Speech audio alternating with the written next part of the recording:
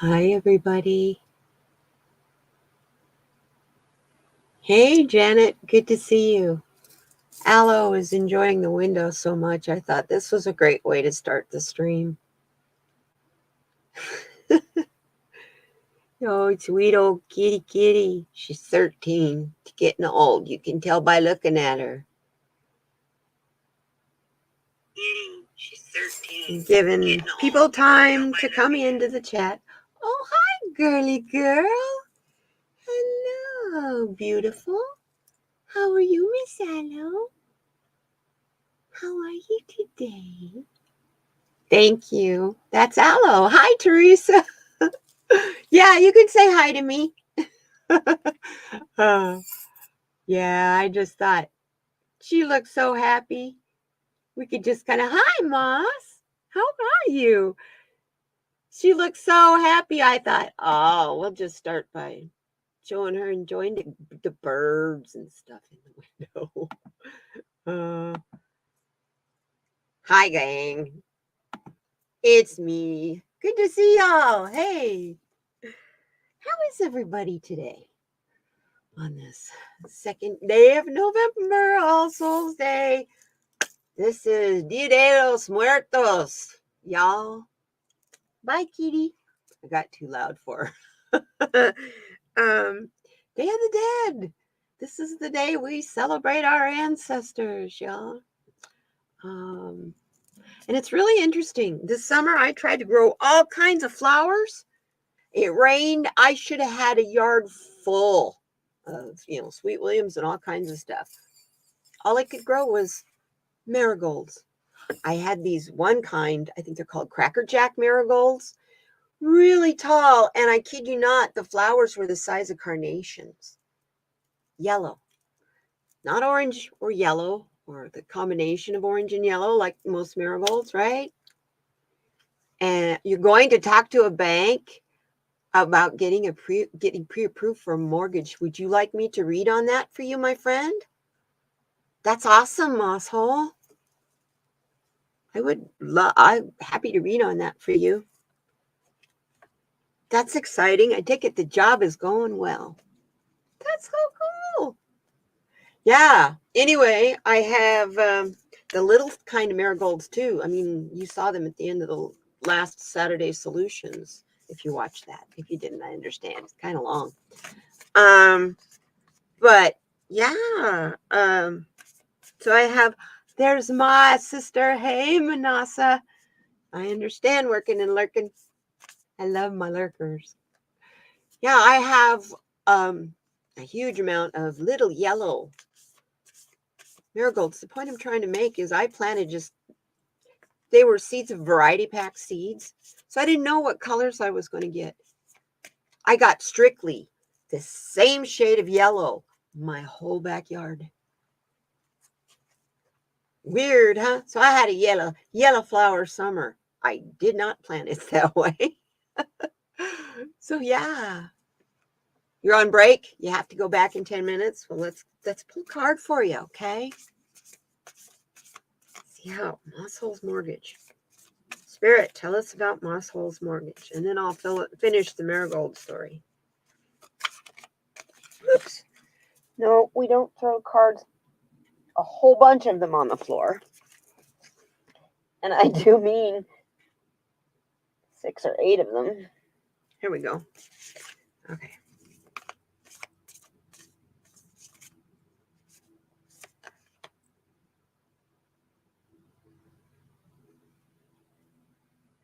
Interesting card. Normally when I get this card, it's usually I'm telling people to forgive. But in this instance, sir, they're giving you forgiveness. Yes, it is. But it's fascinating. You know what I got a yard full of this year too? Praying mantis. I just now noticed some, for the first time all the whole growing season, spider mites out there. Praying mantis has kept them down. They started as little babies. It's quite a long story. It's quite an interesting story.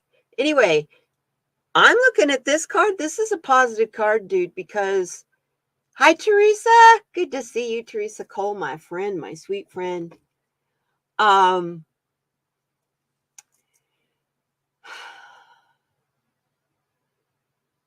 As if like you've had credit problems or issues in the past, but now because of all the programs they have available out there, all that past stuff, you're going to find forgiveness.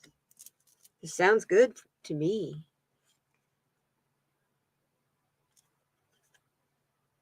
Yeah. Yes. Yes, that's exactly it. I got a validation card. Take the risk, dude. Go for it. This is part of your soaring. You know, you can do your alternative, whatever you want when it's your land and you're not renting from somebody. Yes. Soar like that. Is that an eagle or a hawk? Soar like that beautiful bird. Coming out of the desert. This is exciting, Moss. Oh, you have to keep me informed. Please keep me up on that. And the bottom of the deck. Delight. Delight. Yeah, I got goosebumps. This is cool. You're on your phone and you can't. Okay. Oh, wow. Interesting. Hey, I was just playing around in StreamYard, playing around with the extra camera option and that kind of stuff. And somehow I had it where every time I came in live into the studio, I got an echo of 50,000 versions of me and another camera pop up. Same camera. It's like, wait a minute. Of course, that's got the computer confused. And then I can figure out how to get it to go away. You're welcome. Please do. My good friend. By the way, on the mouse issue, Mr. Harley Grower recommended that I get those electric mouse traps. They're the best invention in the world because I had no idea. I had an infestation of mice and they were in my kitchen. They were in my dishwasher. I never use it. It's just me here. What do I need a dishwasher for? So yeah, the mice were living in my dishwasher. So I got those mouse traps. I have 3 of them. They work wonders. I don't have any problems now. So thank you very much. I was going to rent your sweet little dog.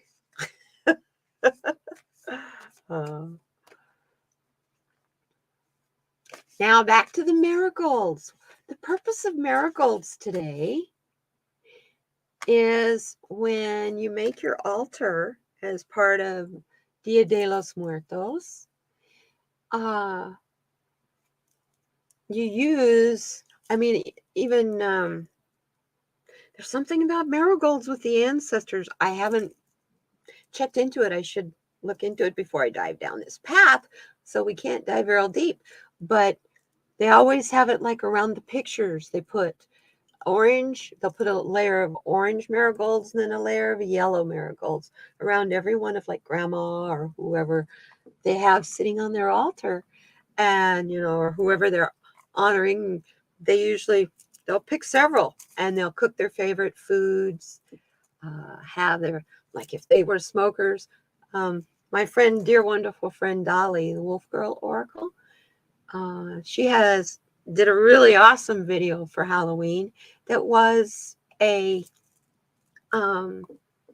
ancestor, really wonderful. Meet your ancestor and meet an ancestor and talk to that ancestor. Meditation, guided meditation. It's beautiful. I'll be honest with you. I'm still digesting what I found when I did it with her. I highly suggest that you guys do it. Please do. Yeah, the Wolf Girl Oracle. Wolf Girl is one word, and it's her Halloween video. So it's just from the other day. It's really good. And yes, and if you, my sweet Manasa and I, started our series we've been working on for months, planning, I should say, for months.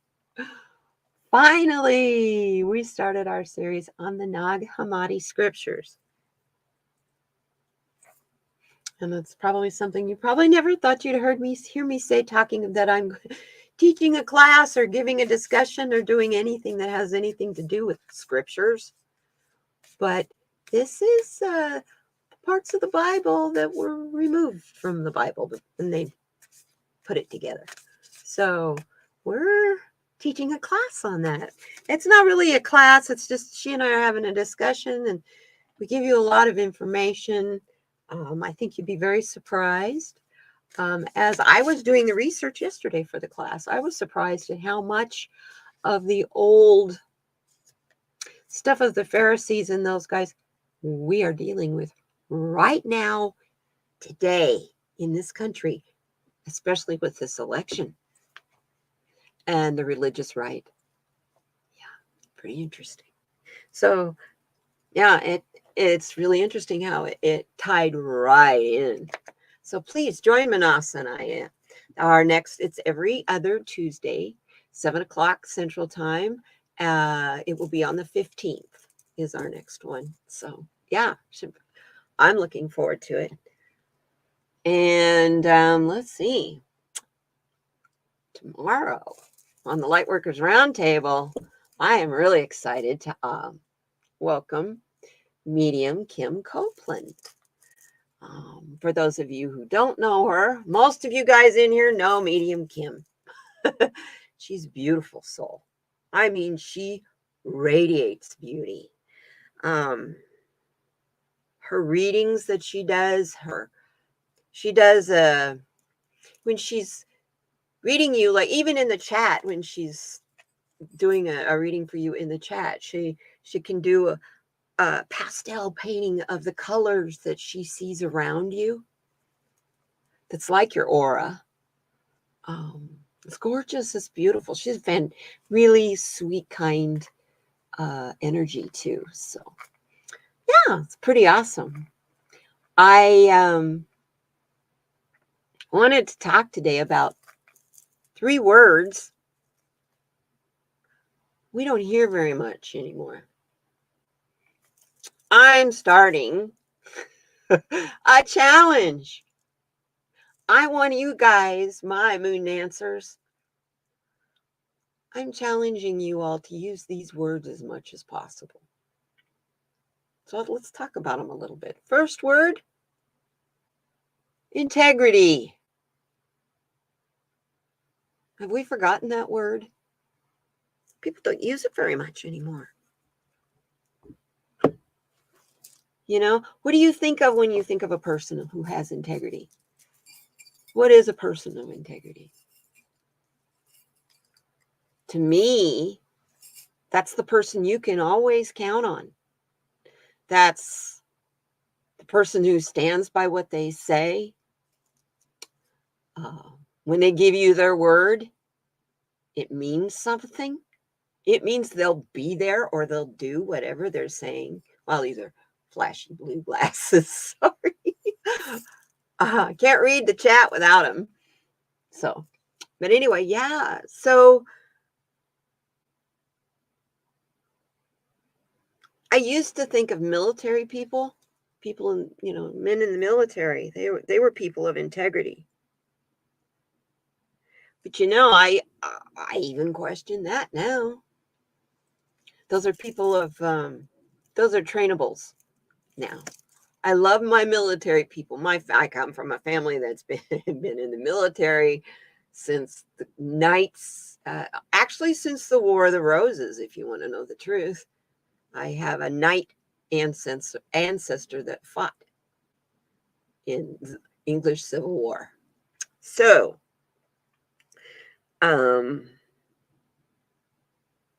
yeah, Revolutionary War, both sides of my family. So yeah, my ancestors go way, way, way, way back. My mom's side goes back to 1693. And my father's side, I don't know. I haven't been able to trace them. On my dad's side, past the hillbillies. My mom's side, there's this big gap. I don't know how they got, actually, that's my mom's side that came here in 1693. It's my dad's mother's side. I have no idea how she came here. And that's the one that she and I are very much alike. I even look like her. She was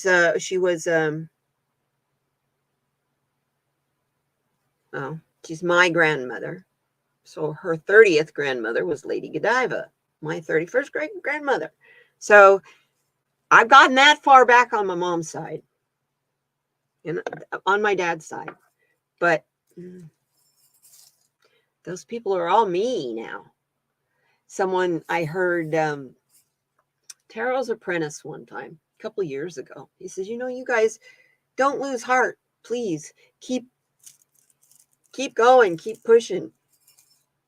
Because you don't think of yourself like this, but you're the hope of all those people who came before you. All those ancestors that came before you did things to bring you here now. That's a pretty powerful thing.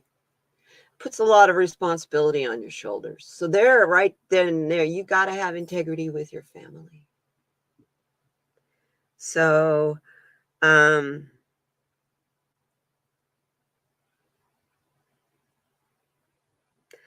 people of integrity also don't do things with an ulterior motive or an agenda. Secret agenda.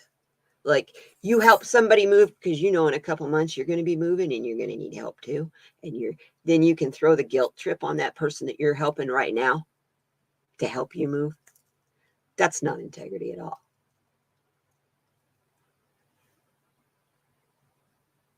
I want to see it back. I want to see us help people. Here's the second word. Help each other out of the common, and this started with COVID. Help each other out of the common decency of our hearts. The second word is decency. Being civil. Or do we live in a civilization? Or do we just live in a collection of houses that have paved paths that run between them?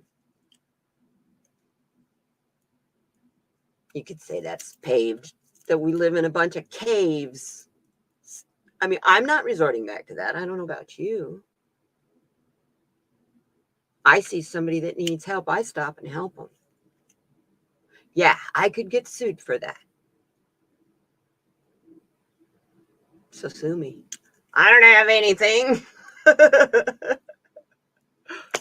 See what I mean? Common decency. Somebody drops something in front of you. Pick it up for them. You're not going to get sued for that. Yeah, even in my cards that I'm making, sometime this next year, they will be coming out.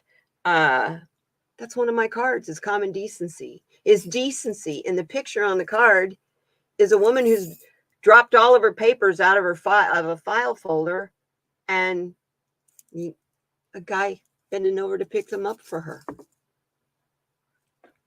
Common decency. That's part of being civil. I mean, we can voice our opinions. We can have freedom of speech. We can disagree with each other.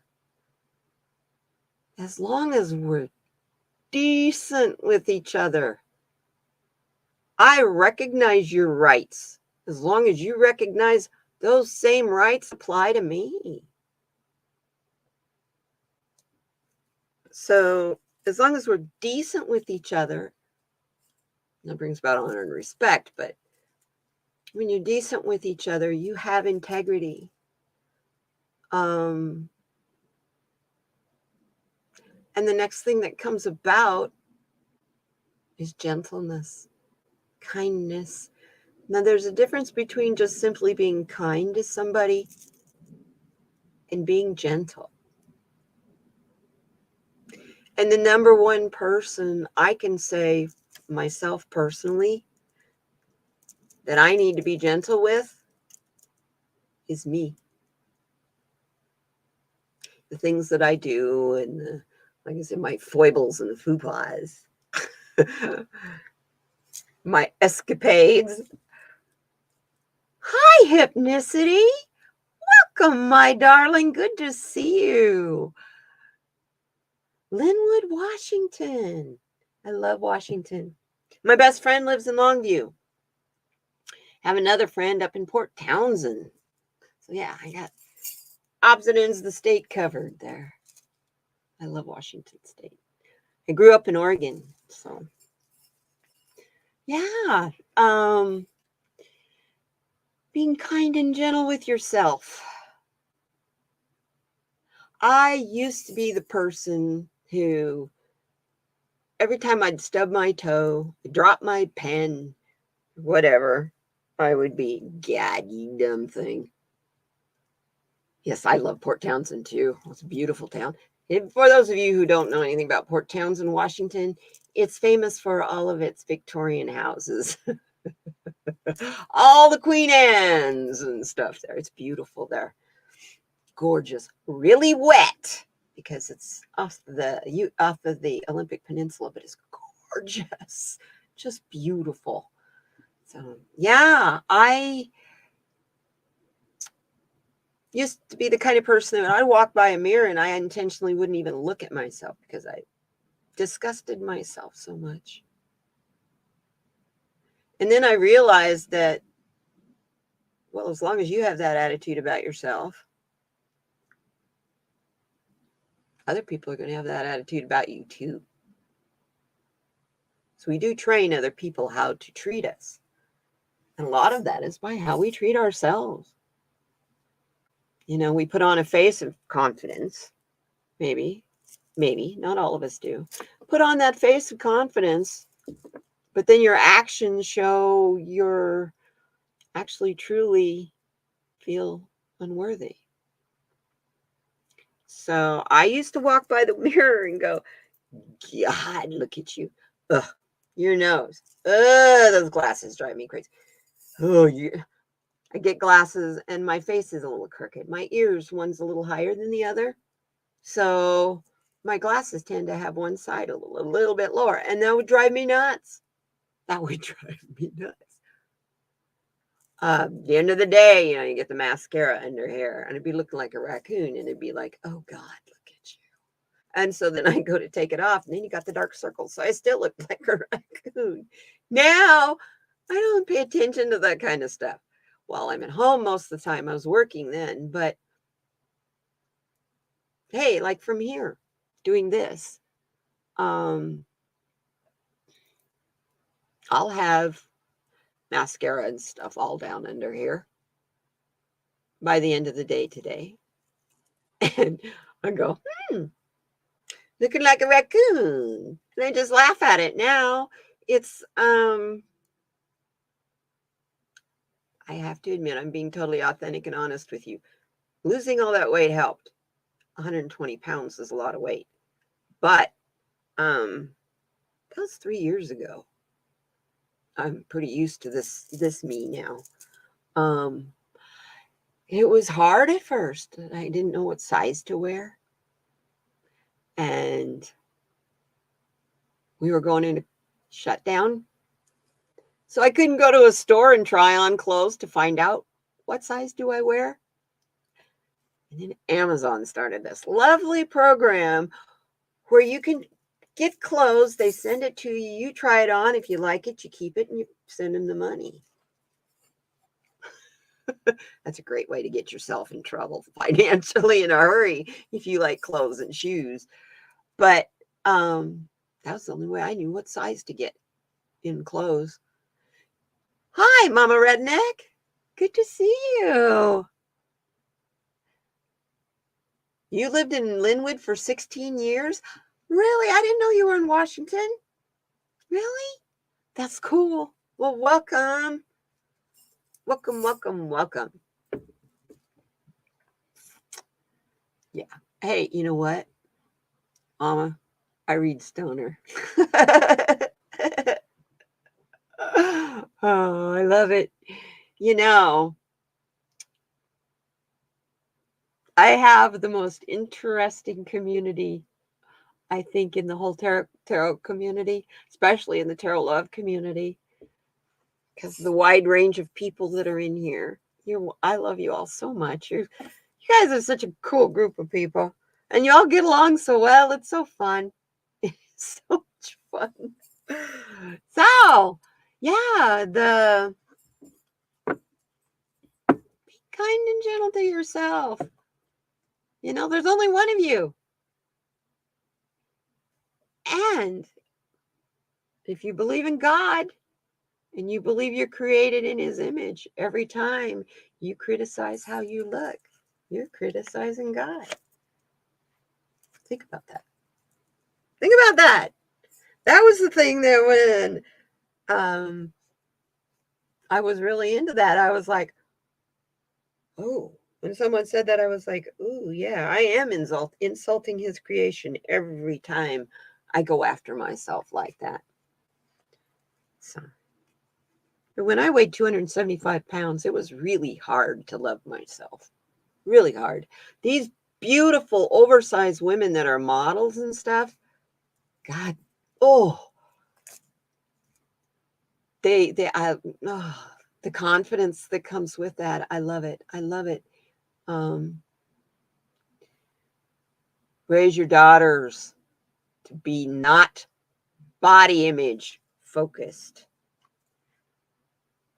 I don't know how many, I've always was a chubby girl. So all my life, my mother used to always say to me, oh, Katie, you'd be so pretty if you just lose, 10 pounds, 20 pounds, 5 pounds, 50 pounds, 100 pounds. And it got to be 120 pounds. And she saw me losing. In the process of losing it, she passed away before I got the last 90 pounds off. But the last 90 pounds came off really quick because she passed away. But hasn't come back. You have a question? What is your question, my sweet?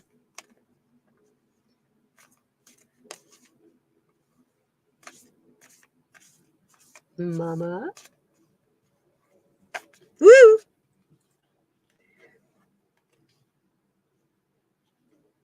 Oh, I'm sorry.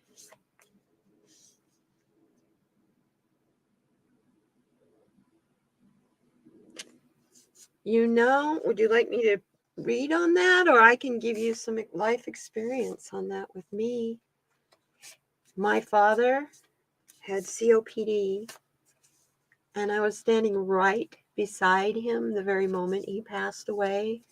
And I can tell you it was the most beautiful experience in my life. Peaceful, calm, it changed me forever. Not just because it was my father dying, but that was the first time I'd ever witnessed someone's spirit leave. And it was nothing to be afraid of. If you have access to hospice, or she has access to hospice, I highly recommend that.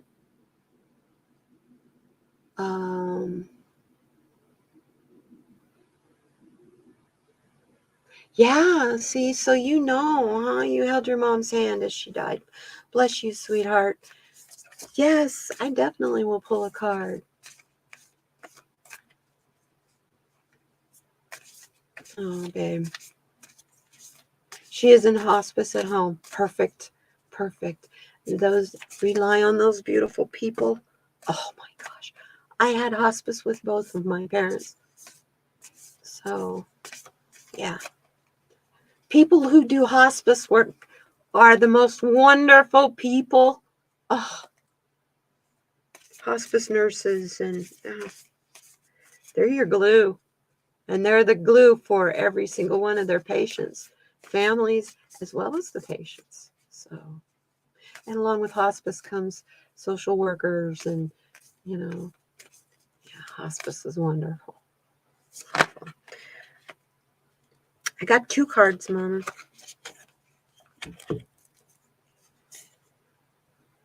Ugh. Yeah. It's going to be a part of the flow. She's going to pass.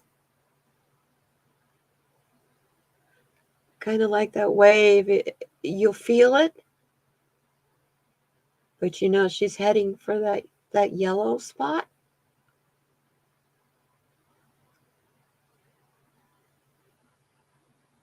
And I'm getting that she may go in the night.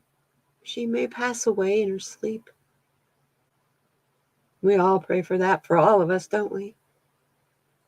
But the action, it being an action card,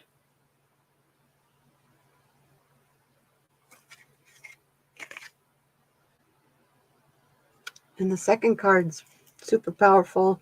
Almost makes me want to cry. She's going to be watching over you from a place of purity. Don't you worry about her. I just noticed for the first time this wolf has two different colored eyes. He's got a turquoise eye and a purpley blue eye. I thought they were both turquoise. You also will feel like the lone wolf for a while without her. I imagine you're feeling that already.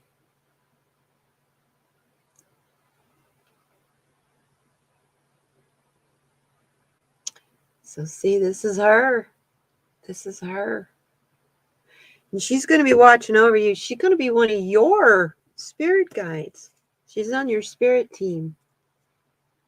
She has to go through a process first, you know, she has to go through her life review and all that first. But I would imagine within 6 months you're going to feel her.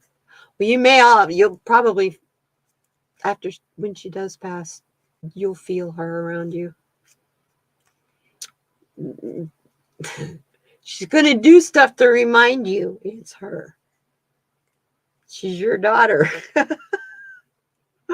Oh, honey. Oh, good. I'm glad. Yeah, that's the action. It's her releasing and you releasing. As long as you resist, that's where the pain comes from. So, and she's there at home with people who love her and can help her. I mean, like you said, you were with your mom, you're holding your mom's hand. I had my dad, his upper arm. My mom had his hand, so I had his arm. And yeah, he even sat up. He had COPD and he couldn't hardly breathe. And just before that, he was breathing really, really strange, you know, kind of like that. And I was in the bathroom. This was like 10 o'clock at night on Christmas night. And my mom says, Katie, get in here. Something's going on with your dad. He's breathing funny. So, and he'd been in a coma all day. So, man, I'm like running into the bathroom half dressed, pulling my pants up. And yeah, he was almost lucid. He didn't talk to us or anything, but his eyes were bright, sparkling and clear. And all of a sudden, he could breathe completely normally. And then his eyes got really, really big. Like he saw something or someone that just completely shocked and surprised him. No idea who it was, because I didn't see him. He saw him. Obviously, he was looking through the veil. This is a great thing to talk about today, too. Dia de los Muertos. He was seeing who was coming for him to get him. And I patted him on the arm. And I told him, it's okay, Daddy. I'll take care of Mama. You can go now. You can go now. And he laid down and sighed and then he stopped moving. It was like, wow. And I could feel, because I still had his arm, I could feel how his skin changed and his muscles changed and all that changed as his essence left. It's pretty, like I said, it was the most beautiful thing I'd ever been through. Made me not afraid of death at all. The process of it, yeah, I'm afraid of being drowning or burning or getting in a car wreck or, drowning and burning in a car wreck. But no, I don't mean to make light of this either, because I got real close to. I'm a breast cancer survivor. And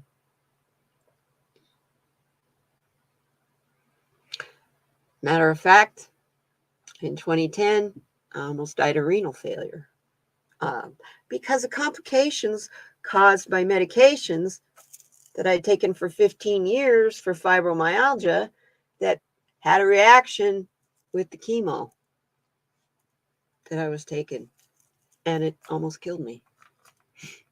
So cancer is such a personal thing, and everybody wants to help you. Your mom died of COPD in 2000.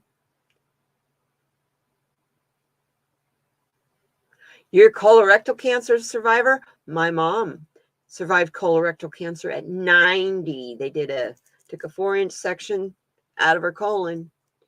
And when she was 94, 92, she got a bowel obstruction from the adhesion, from the, scar tissue. But they did that and never did a bit of chemotherapy or anything for her. She's not in her 90s, but yeah. So because I have breast cancer and this is my mom, my grandmother, my mom's mom, died of colon cancer. I have a first cousin that has a quarter of her colon removed from colon cancer.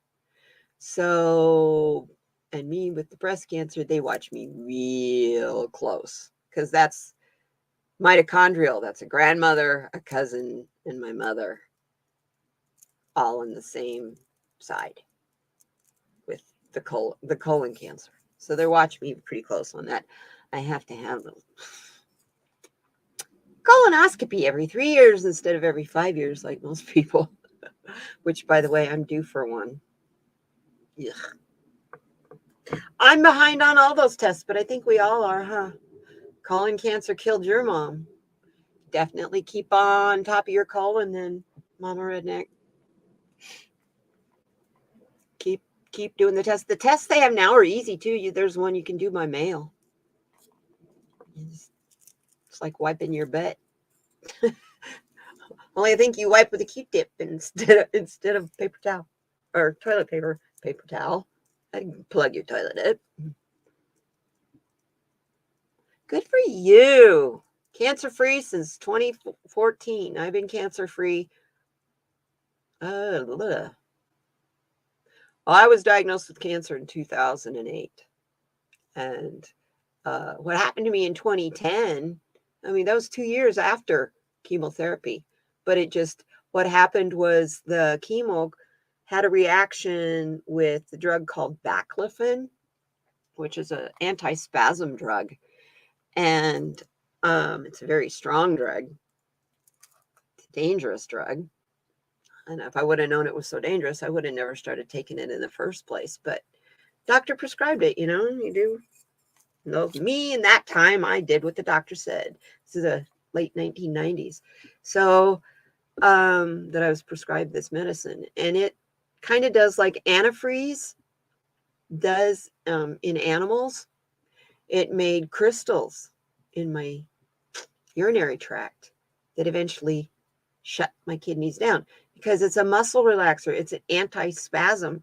So it relaxed. It formed these crystals, which was concentration of the drug, which made my kidneys just go, I'm going to go to sleep now. After 15 years, just boom. built up to that point where it just was too much. So they quit. They just relaxed a little too much and didn't want to wake up again. That was really weird, really scary. So yeah. You know, you go through cancer like that. You got weird side effects, huh? Hypnicity. It's just like my face is great, but you look at my arms, I got arms of a 90-year-old lady. I scratch myself too hard and I get a big old purple, looks like a blood blister, purple spot. It doesn't happen as much when I wear bracelets.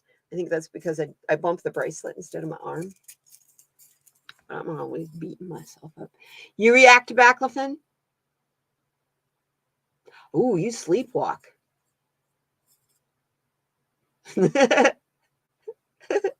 Whoa, rip your toilet seat off because you had to pee.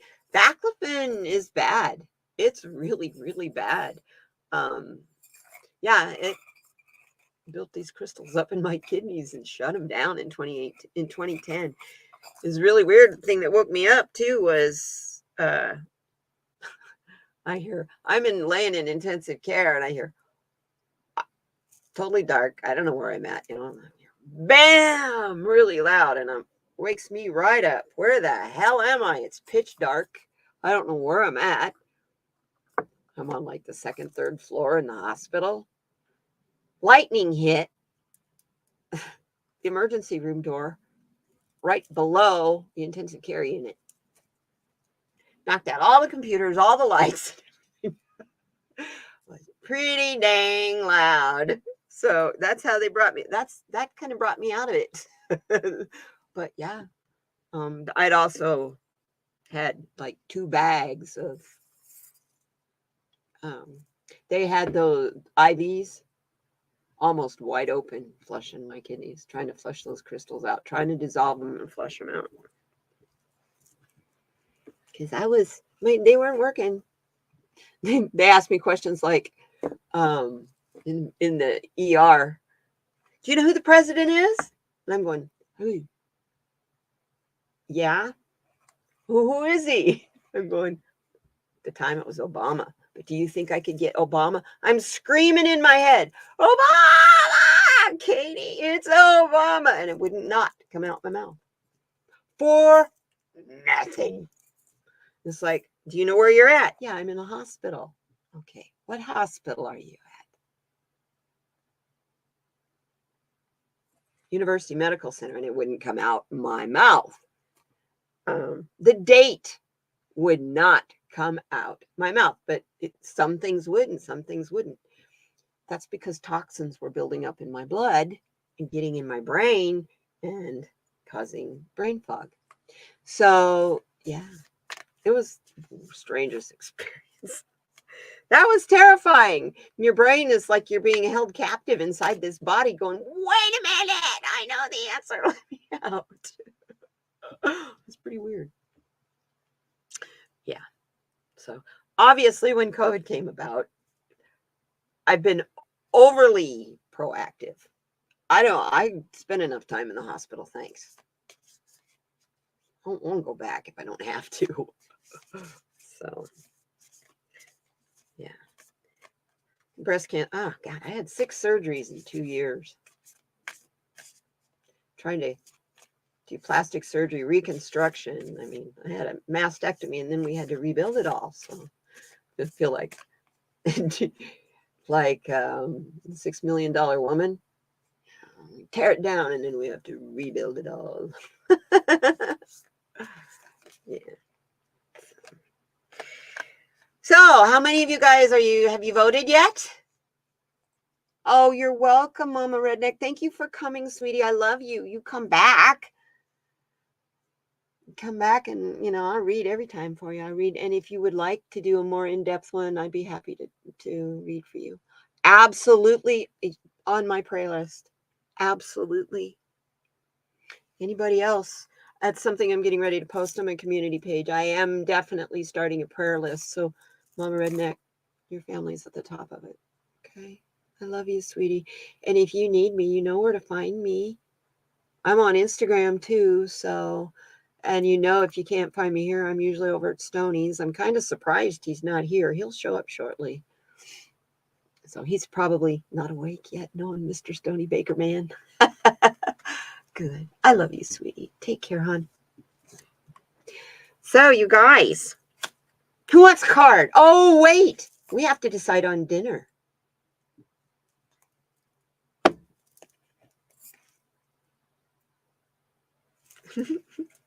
How was your dinner last week? I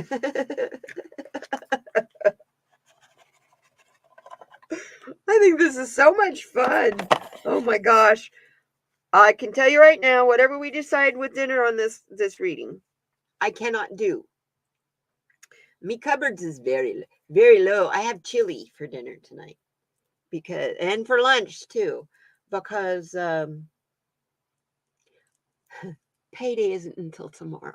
And then all the groceries will come on Friday. So we're good.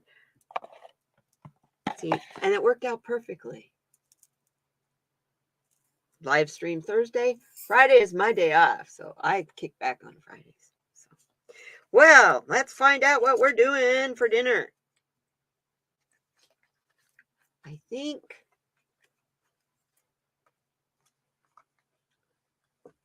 we need, how this works is 3 pulls of 3 cards. Each one we pull one, we save only 1 card unless it's just 2 really good ones that we just gotta have. Okay. Like, you know me, my rules aren't that rigid. So, card 1. Okay. Oh.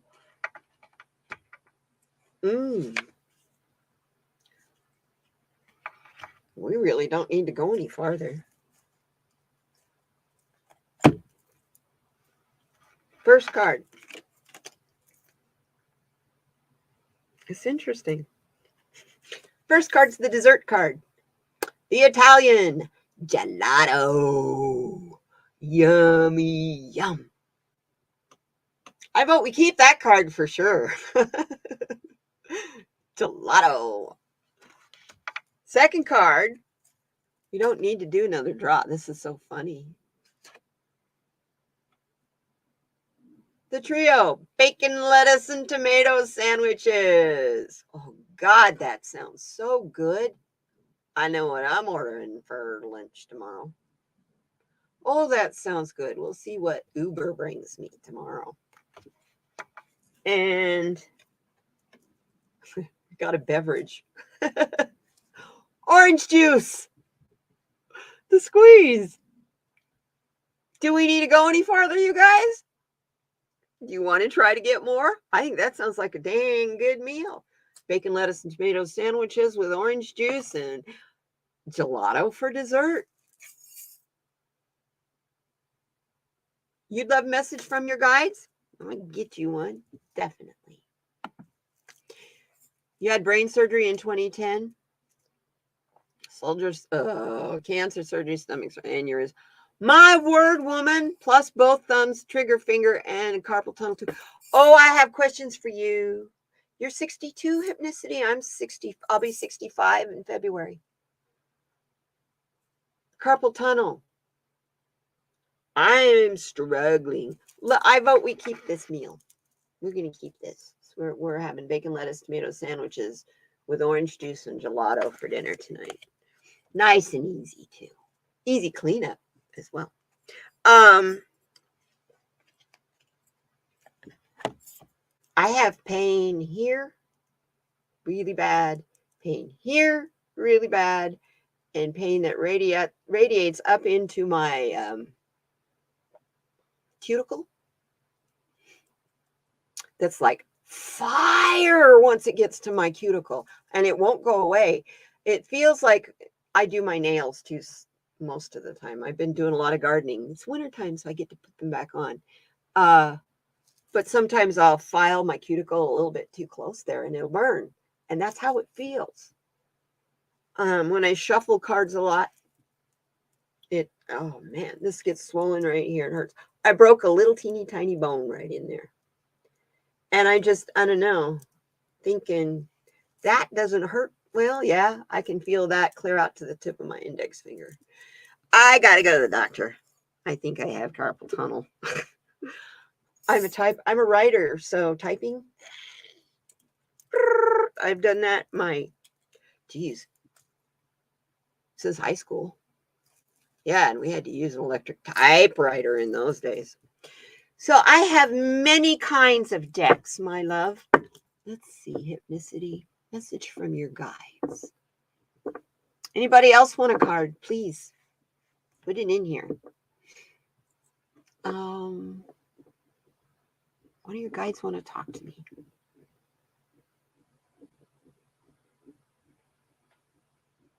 I'm going to use these cards. This is the Sacred Destiny deck by Denise Lynn that I have in my hand. I'm going to use these.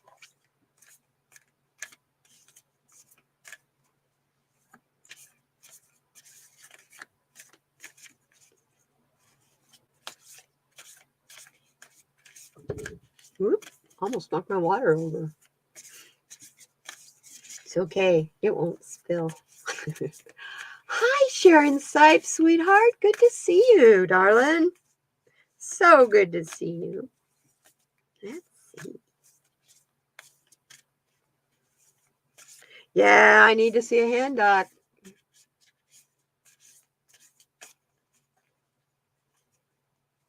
See, my aunts. That's why I'm thinking it could be a hereditary thing. Both of my dad's sisters had this replaced. And I'm thinking, because I broke it and stuff, that it might. That little bone isn't even that long that I broke. And it's caused me nothing but problems ever since. You'd think, and I was in a cast that went, typical hand here. Just the tip of my thumb. So I was like, like this, clear up to my elbow. For that itty bitty little bone. So, yeah. Also, my dexterity isn't there. I go to squeeze something, and there's no pushback with the thumb. So. And I have carpal tunnel on this hand, but I have it on the outside of my arm. And that's from holding my tablet, playing games and stuff at night. And so the nerve would get around my elbow, the bone on my elbow, and it'd pinch it off. So I slept for a while. I would sleep with a towel on each side, rolled up bath towel on each side of my arm at night. And I quit watching my Kindle all night, reading all night and stuff like that. So, but the specialist that I saw, he's a shoulder elbow specialist, told me that unless you start getting weakness that makes it hard for you to grab things and stuff, he says I would leave it alone. So that's where we are with this hand. Well, I have lymphedema in this arm, so doing surgery in this arm could be a major, major issue. So one of those side effects of breast cancer. Actually, that's a side effect of mastectomy, not of breast cancer. That's from removing almost all the lymph limbs out from under my left arm. And there was 4 of them with cancer in it. So I was in the start of stage 3.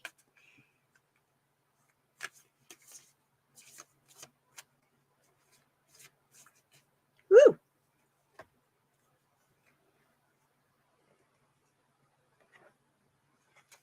Beautiful card that I just got, my dear. Oh, there's 2 of them here too. Hypnicity. Here's what Spirit's telling you. Your message there. It's telling you to stay in the flow, hon.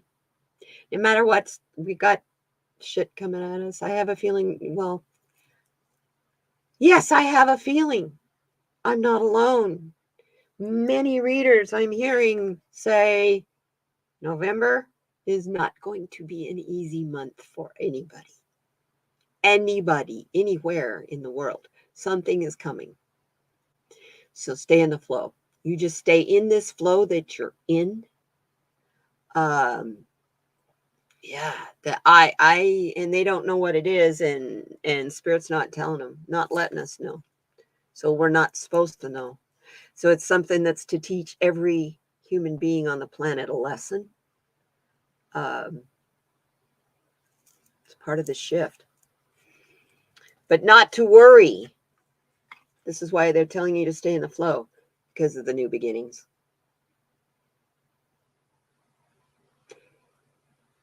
I mean, look. This is, yeah. I had goosebumps, babe. So just put your big girl pants on. Put your sassy pants on. Stick in the flow. Put your hip waders on. You know, hey, chin waders if you need them. Hi, Blue Rose. Welcome, sweetheart. Yes, I do personal questions on Wednesdays. I read on personal things. I read on politics, and I read on current events. So on Wednesdays, it's kind of open read day. So, yeah, this too shall pass. We're in an astrological history. Yeah. And I'm glad you put it as though chaos before the calm. I took an astrology class years ago from Rick Levine. I took it on GaiaTV.com. It was just, astrology 101. And when he got to Aquarius, he says, you guys realize that the song by the Fifth Dimension is the biggest lie ever recorded. I'm going, what? I'm going, no. Aquarius, the age of Aquarius is a time of harmony and love. But that's not what the song is about. The song is about the dawning of the age of Aquarius, which we are in right now. Chaos before the calm. You cannot fix what you cannot see. So just look at it that way. Kind of got to, as my friend Dolly would say, look at it from a scientist point of view. Come back, pull yourself back from it, and look at it as though you're the, the student asking the questions, and observe and watch. You did. I love Rick Levine. He's been around forever. He's terrific. So, think of the tumultuous 60s, when that song came out. Actually, that song came out in the early 70s, but I remember. Hey, I was 15 when Roe v. Wade passed the first time. So you guys, I'm ready to fight the fight again. Like everybody is all saying, it's this time, this election, the women, it's the young people and the grandmas that are going to make the difference. Because us grandmas remember what it was like when abortion wasn't legal. And it's exactly what's going on now, is exactly what happened then. People who performed them went to jail.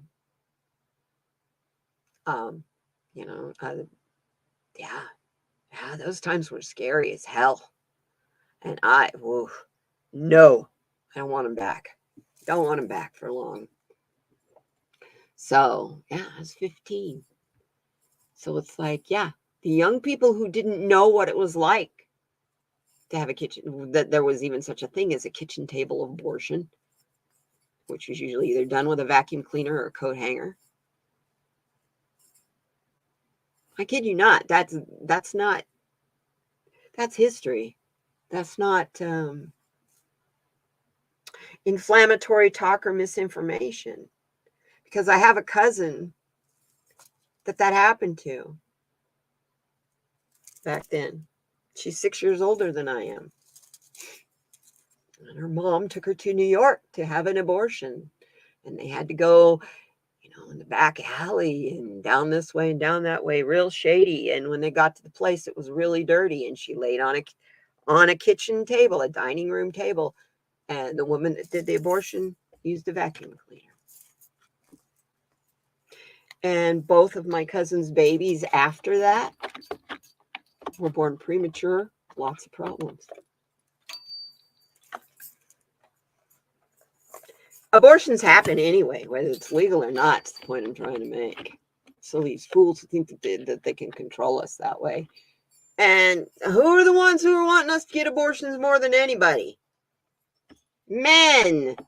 The men who get us pregnant in the first place. So I don't see it lasting. Sorry. Herschel Walker. There's a lot of Herschel Walkers out there. Sorry. I had to bring up his name. Because I was watching with Stoney. I was watching someone yesterday. I think it was Stoney the other day. He was talking about how much he used to really like the Dallas Cowboys. But God, what happened to Herschel Walker? Herschel Walker got hit in the head too many times playing football, y'all. It makes no sense. And he wouldn't make sense because brain damage doesn't make sense. You get sued for that. So, y'all, everybody, for entertainment purposes only. Yeah.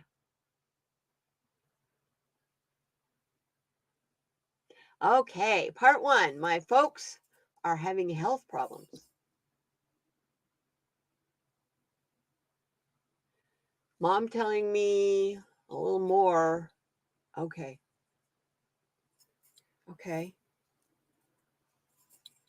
Do they need me to go home to help? I see. Oh, your mom's going blind and your daddy has heart problems. I'm only a kid with time. If you're retired and you want to go, but you don't want to be pushy, this is your folks, hon.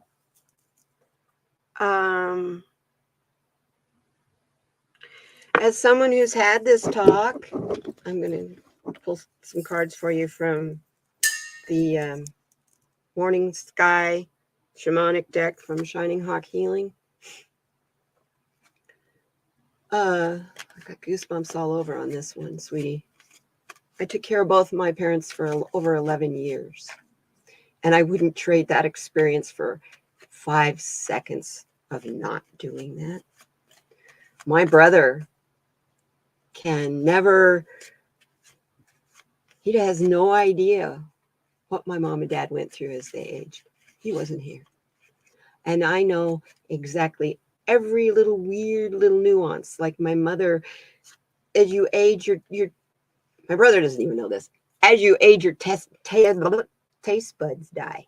And you get where the only thing you can really taste are salt and sugar. So that's why old people are crazy for potato chips, crackers, and candy, and soda pop, and that kind of stuff. That's all they can taste. Everything else is like cardboard. So your mom was raped when she was young and got pregnant. Her cousin was a doctor. Yeah, and they could keep it in the family. Yeah, because you're my age, so yeah. Back in those days, they just made you freaking marry the man. Hey, my brother's first wife, he was 22 and she was 16 and she was pregnant, and her daddy was, your son's marrying my daughter, or I'm going after statutory rape. My brother married her. 5 kids later, they divorced. So, people are people. I like to say, people are people. We all have maggots in our brains. We're all a little messed up. I understand. And Oh, and your big brother needs a liver biopsy. But a liver biopsy, that sounds like your mom and dad need you. Your dad's going blind. Your mom can't take care, or your mom's going blind. Your dad can't help her that much. Do they have like home health people? I mean, I'm one of these. You're my people's. I'm going to take care of you. I'm a people pleaser caregiver. That's just me. I'm shuffling. Hey, PD, how ya doing, my girl? Okay. Hmm.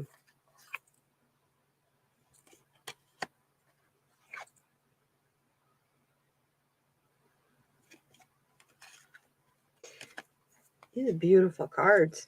Goosebumps. You guys, the card angels. I got an angel standing back here because I keep getting somebody touching me here, and it goes down that side of my spine. That's how I know it's a validation. Near Virginia. No home health yet. Okay. Yeah, in Virginia. Let's see. First card that I get for you is tobacco. This card is a card about offering. In shamanic traditions, one of the most sacred ways of giving offering to the spirits, to your spirit guides, is by offering them tobacco.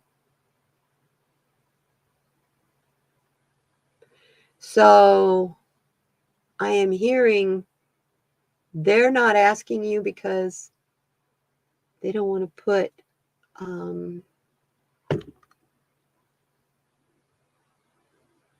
it's a pride thing with parents. They don't want to ask your kids to come home and help you because they work so hard to raise you, to get you out of the house. To ask you to come home is a hard thing. So maybe you need to offer to come. This is the time when we switch roles, sweetheart. This is the time when you become the parent and they become the child. So you offer.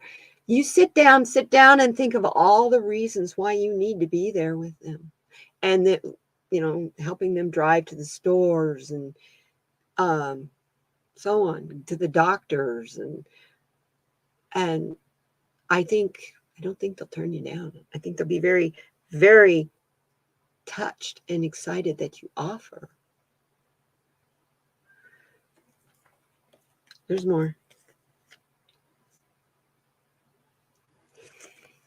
And then once you get there, it's going to be very important that you breathe. To play the flute, to keep that melody going, you have to take in a really deep breath. So be prepared. These are not the same people you knew. Deep down inside, yeah, you'll find them there. But they've changed so much. It's going to be a shock to you. But it'll be it. Like I said, I would not trade 5 seconds of taking care of my parents. Because once you do this and you're there with them and you no longer have them, even while you're doing this and it's difficult for you, remember to walk in beauty. You will be walking in beauty because you're taking care of them.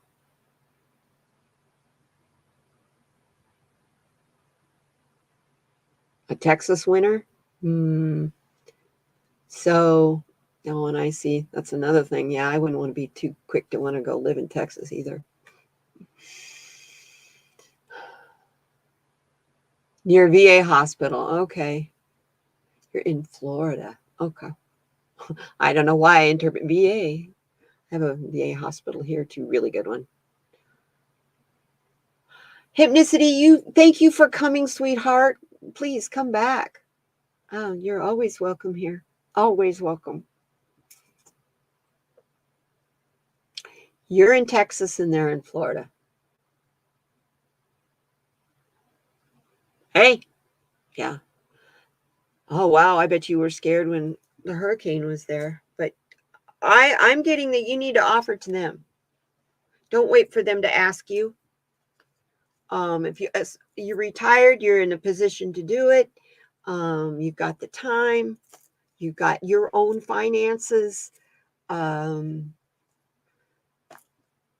yeah, offer. And then that also, by you offering, that shows them the respect that they deserve for being your parents, that you're seeing that they are changing, and that, you might kind of like to help them. So yeah, while you're visiting them this winter, talk to them about it. Talk to them, because that's the perfect opportunity, because you're face to face. You can do it with love. There's no second guessing, well, what does she have in her tone? And you can be loving with them and kind with them. And that also gives you the opportunity to prepare, get your argument ready. And you really want to go there and you really want to help them. Get your argument ready, because they're going to be mom and dad. But if they really need you, they respect you already. You're an adult and everything. So, retired, and you've already had your responsible life. So, yeah. Now you can be, this is kind of how it ended up being with my parents and I, because I did that. And I kind of feel sad for my brother because he didn't get to do that. My mom and dad became my friends because they depended on me so much. They depended on me like I did when I was little. Like I depended on them. And to me, that's the natural cycle of life. So, yeah, ask them when you're there. Talk to them about it. I think that's one of the ancient ways that we need to be bringing back, is respect of our elders. We just warehouse people away in an institution till they die. That's not how it's supposed to be. Those people are full of a lot of wisdom. I mean, those people are you. Would you want that? I sure as shit wouldn't. That's why I took care of my parents so long. I mean, I took care of my mom until I had no choice. So, yeah.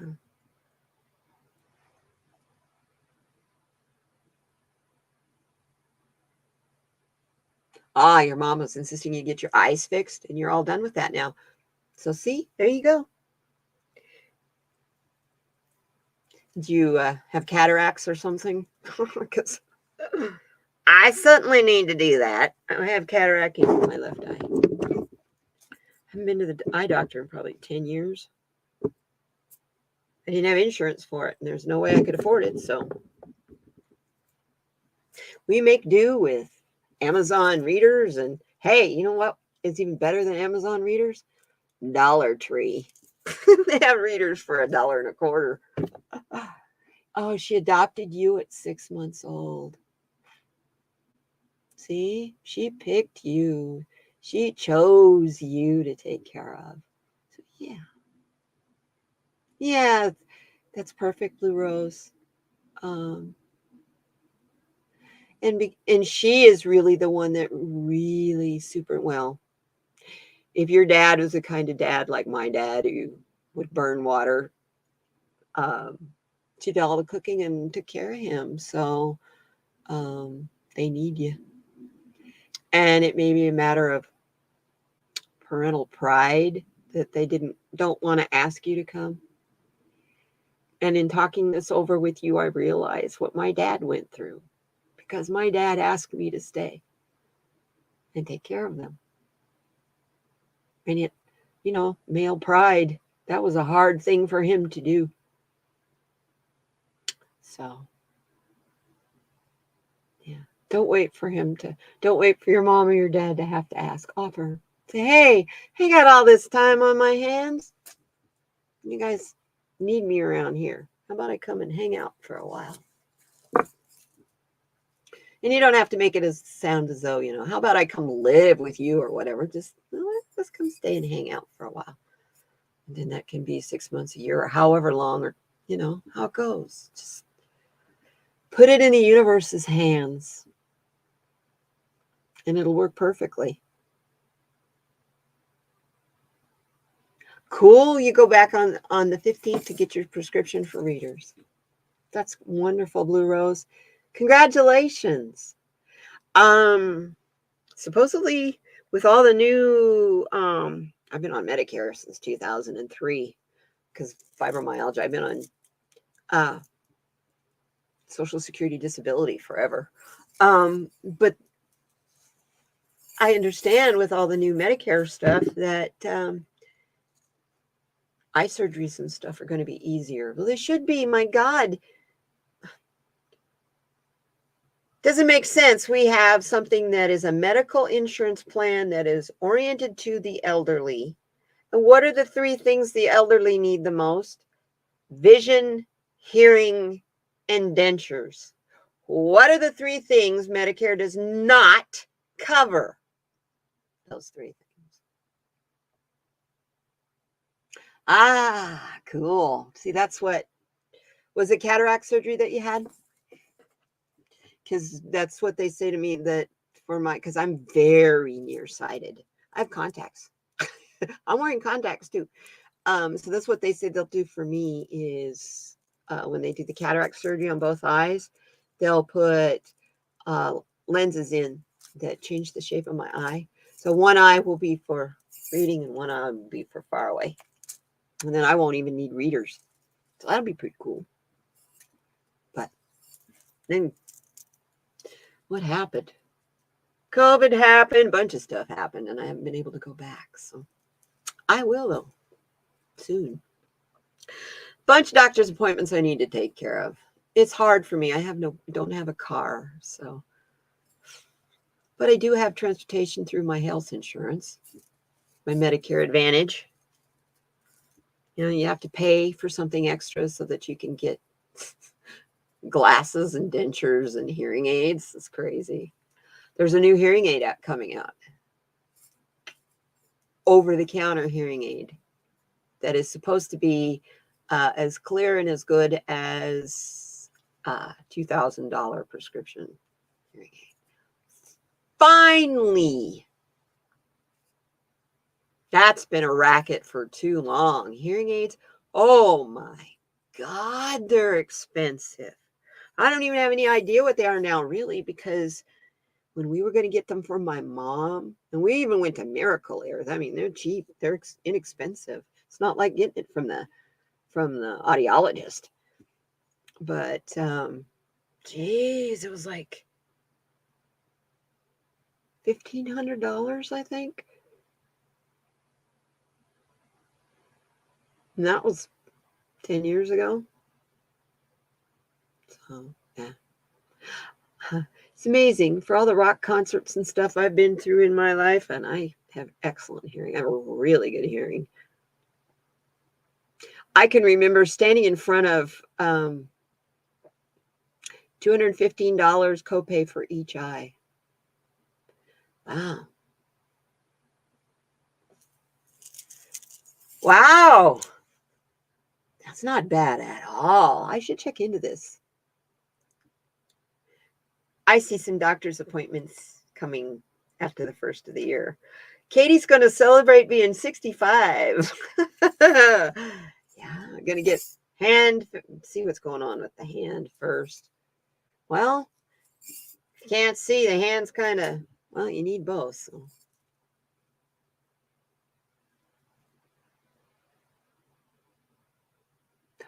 Oh, you need a hearing aid to block your rights. Oh, you've got tinnitus in your ear. I have it in both ears. In June and July here, the cicadas get so loud that they actually make me feel like I'm losing my mind because they sound just like the tinnitus that rings in my ears all the time. When I am sick with a fever, get a cold or something, the tinnitus gets so loud, I can't hear my TV. I have to turn it up really, really, really, really loud. Yeah. And I have it in both ears. So, And I've had it my whole life. So I didn't know that other people didn't have it. I just thought that that was part of having a fever was your ears ring. And then my ears didn't stop. So, and now, but now if I only get it on one side or the other, that's a spirit guide. That's something that's kind of fun to talk about. You know, every one of us get that little, you get your gut feeling. That's your intuition, by the way. Telling you to do something or to not do something. Always listen to that. Always listen to that. That'll never, ever, ever lie to you. That's your higher self talking to you. My eye doctor is an eye surgeon. I have glaucoma in my family, and I'm so nearsighted that from the time I was I've worn glasses since I was 5. So I've always been to an ophthalmologist, not an optometrist. I go to the optometrist to get glasses.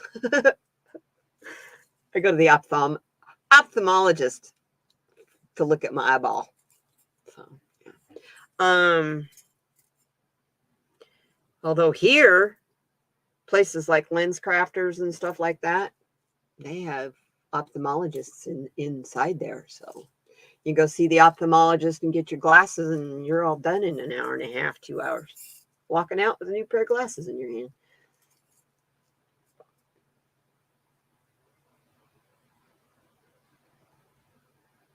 You got, oh my.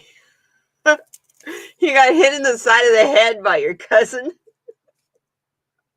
Lost an argument. Ow. Oh, that would make, yeah. Did that rupture your eardrum? I wonder if somebody dropped me on my head. That's what it is. Somebody dropped me on my head when I was a baby. Oh dear. That's what it is. That's what it is. Yeah. How many people today? I was watching in the mornings. I try to watch as many of the card of the days videos as I can. And I know 3 for sure because one of them was mine. It is all about gratitude today. So, caught her doing mids in your house. Okay. Gotcha.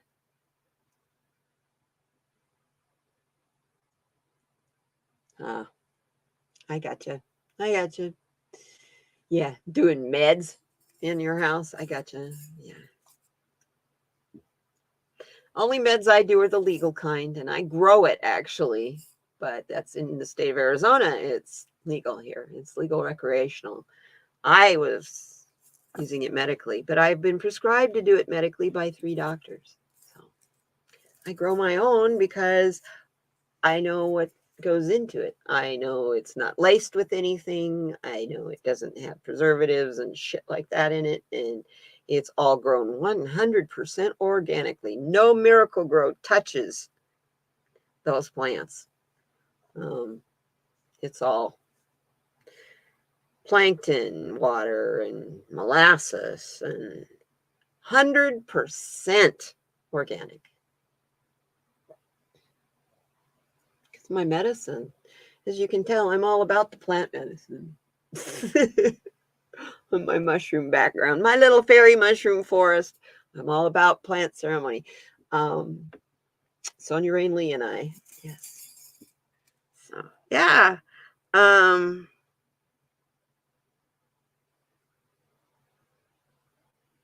Oh, you're too sensitive to pot. I gotcha. It's not for everybody, and that's cool too.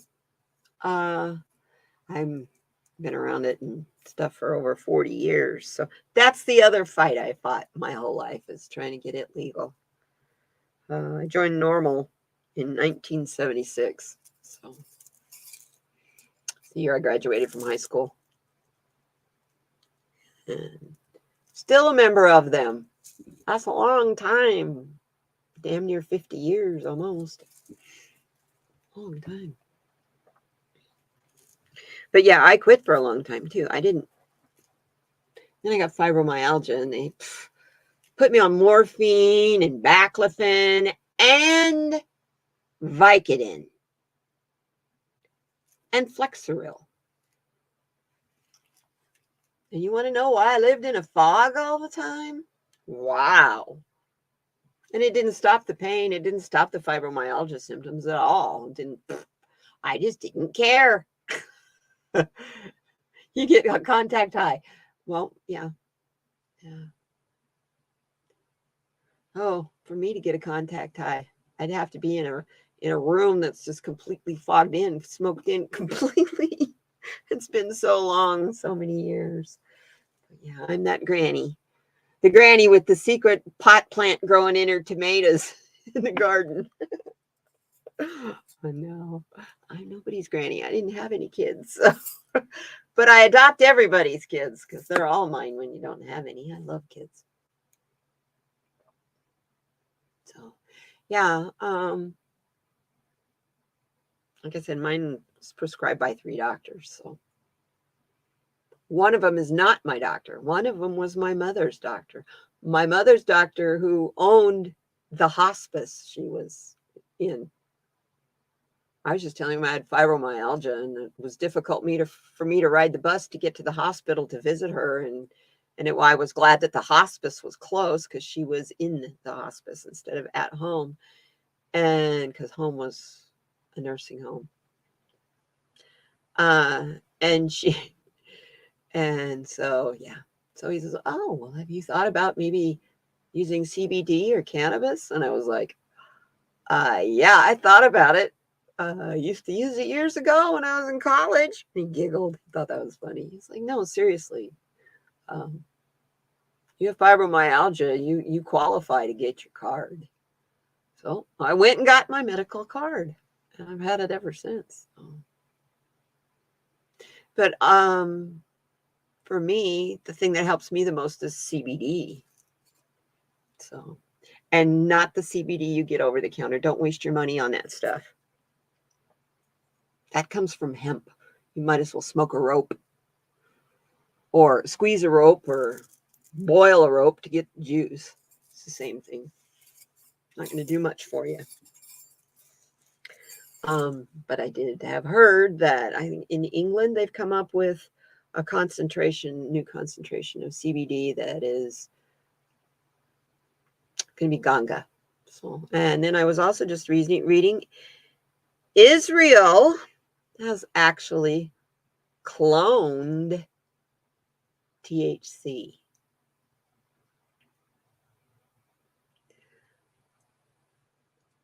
I want to know how that's a chemical, tetrahydrocannabinol. I didn't know you could clone chemicals. You divide them and concentrate them and dilute them. And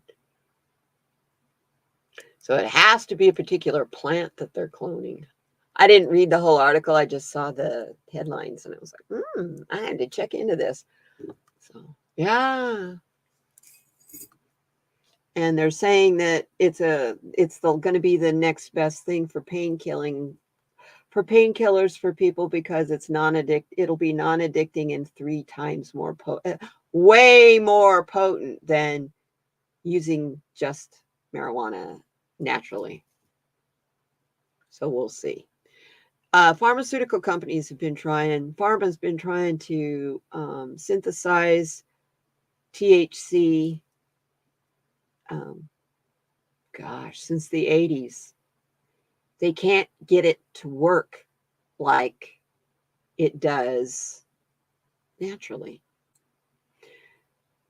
There's over 400 compounds in cannabis.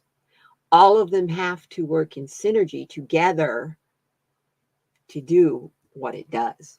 So this is why when they separate THC out, they separate CBD out, they separate Delta 8, Delta 9, all these things are separating out.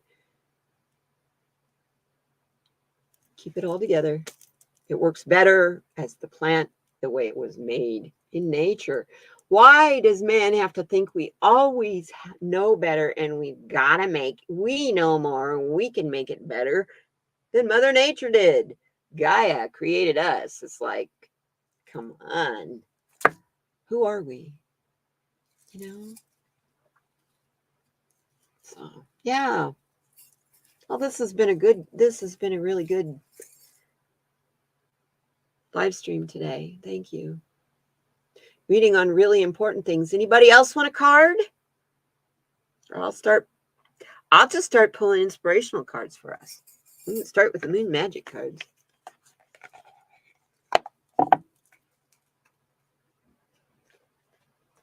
Since I got 6 people here. Hi, lurkers. I love you.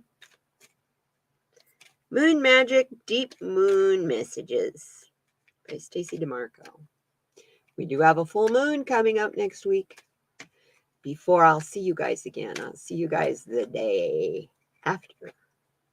Because our full moon is the 8th. It's also a lunar eclipse.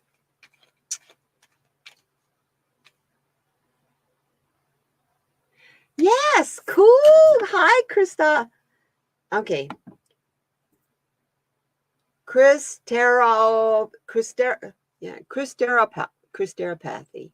Crystal, I'll get it. I'll practice it. I love your name, though. Welcome, you're new. I love it.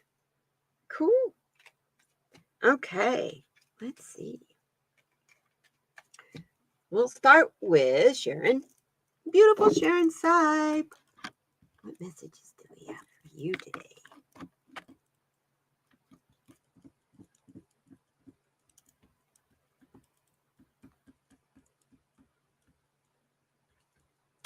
Okay.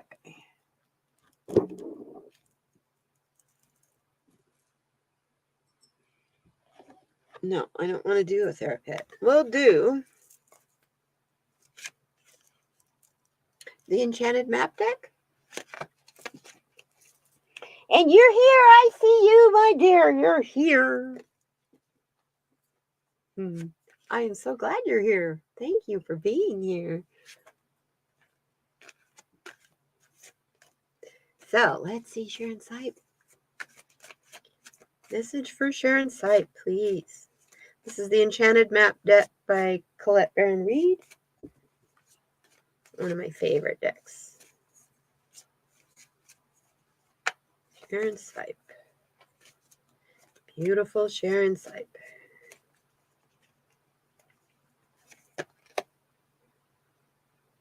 Busy Sharon Sipe. Interesting.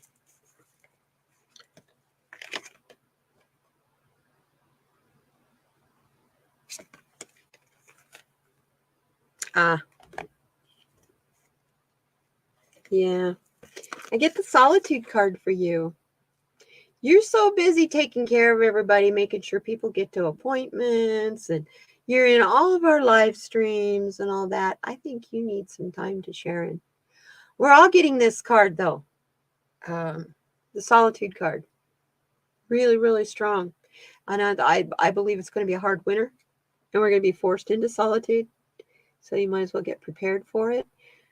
Hey, that's how we work out all of our issues, is in that solitude. So it's the perfect time to do shadow work or, hey, develop your gifts that you already have. Ask for new ones to be shown to you during this time. Because this is the time that, our light won't be extinguished. It's going to seem dark and it's going to seem cold and it's going to seem long. Winter kind of does that anyway, especially if you live up where it snows a lot. So I'm saying that look for solitude, even if it's only 5 minutes at a time, Sharon. Honey. And just keep moving forward. Just keep going forward. Slow and steady wins the race. And that's really cool because you got a 3. Look at this. You got the card number 12 and card number 13. So you got the 3 card and the 4 card.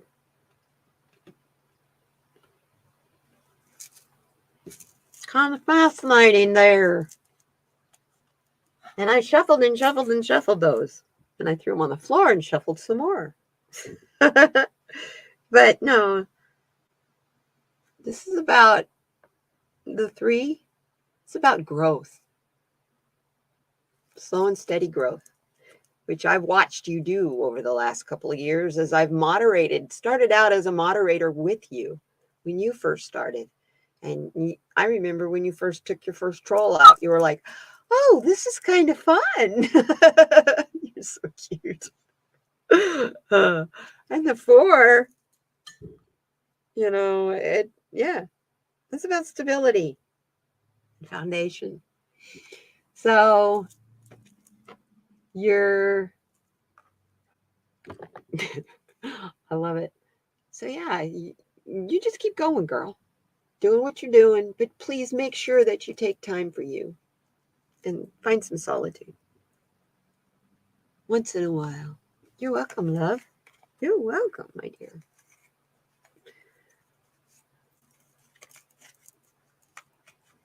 And let's see what we got for Christeropathy. Christeropathy. Yay, I got my mouth to connect to my tongue. I should say my brain to connect to my tongue.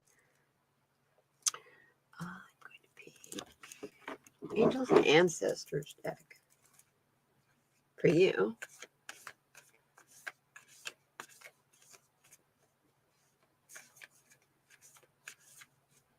You're back. Renew a small town loan just to build credit. Me right now, Spirit's teaching me about cash flow. I've done 2 past life regressions. And both of them have showed me why I have issues with money. I don't match the energy of money very well.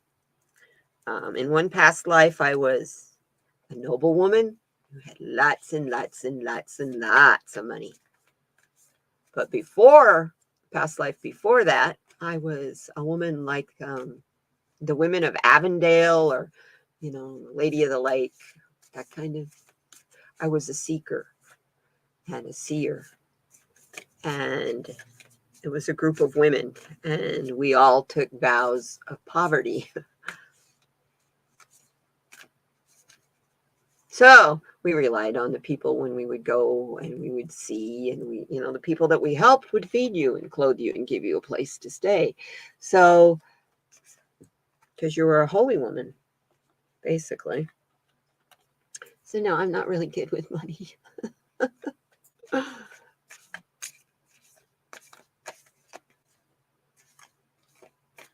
Yeah. Okay, what we got for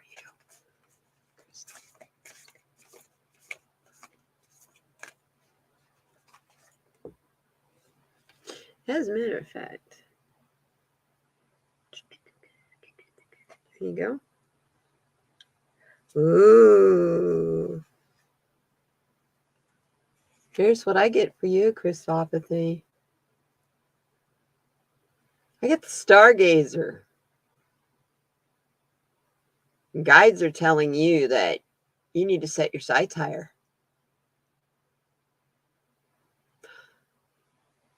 There's nothing stopping you except you. I love these cards. Wow. Nothing in your way.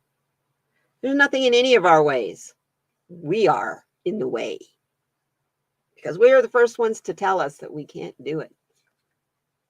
I'm looking at the bottom card. It's a powerful card too, so I'm going to give that one to you as well. It's the Broken Arrow card. Embrace the energy of peace. You guys, we're all tired of all these angry people out there.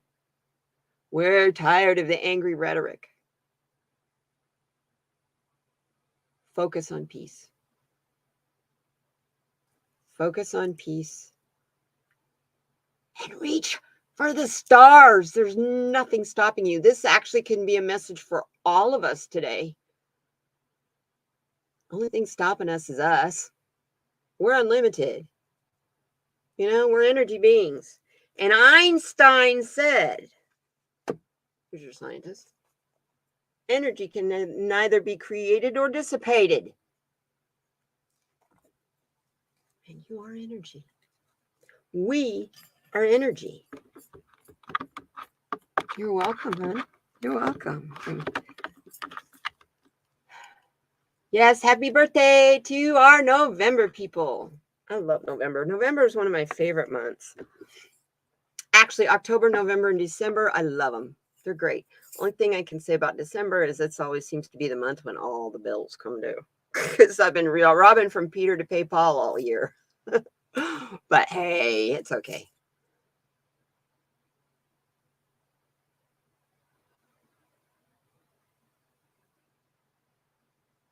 Hey, there you go.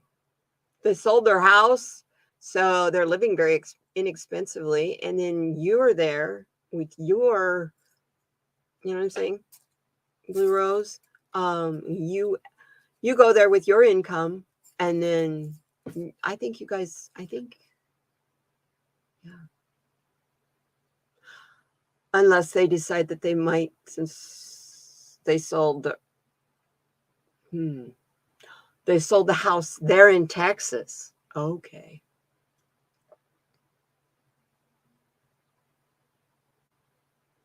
See, that's what my parents did here. When they moved from Oregon here, my dad was looking very hard. We had an acre and a quarter and with 2 mobile homes and a barn. And he was looking really hard for someone who would want to trade, and go spend their summers up in Oregon. And no one wanted to do that. It's kind of my dad had some interesting ideas sometimes. So when we sold the place, he could take his time and find what he wanted here. And when he found what he wanted, he paid cash for it up front. And so God bless him for doing that, because now my parents have passed away and I live in this house that he paid for up front. And I only have insurance and utilities. That's it. That's all I pay for. I don't own a car. I don't even own a car. There's no reason for me to own a car. I don't go anywhere. Why would I get a car so it can sit in my driveway? It's kind of an expensive lawn ornament. Or yard ornament, considering I don't have a lawn. I'm kind of one of these people who's out to get you to get rid of your lawn. I don't care where you live. You don't need a lawn. Lawns are just a lot of work, and they waste water, and they add a lot of bad chemicals into the soil, because all the fertilizers and weeding and crap we do to soil. Yeah, you mow down the beneficial plants. Yeah.